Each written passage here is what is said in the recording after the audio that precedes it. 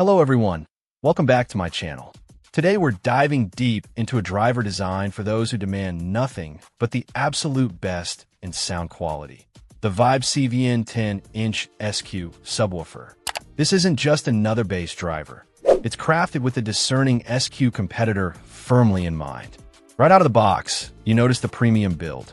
It features a striking aluminum cone paired with a robust cast aluminum basket, a combination that speaks volumes about its rigidity and ability to handle serious performance. What's particularly interesting is that this subwoofer was designed in conjunction with home theater specialists, aiming for nothing less than perfect bass reproduction.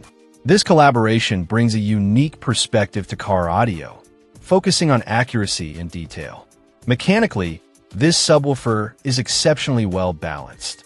This meticulous engineering results in extremely controlled bass output, ensuring that every note is precise and tight, not boomy or sloppy. It also boasts very low compression throughout its excursion range. This means that even when pushed hard, the bass remains dynamic and true to the source material. The secret lies partly in the perfectly matched compliance of the conic spider and the foam rubber surround. These components work in harmony to provide the ideal amount of control and movement. The versatility is another strong point.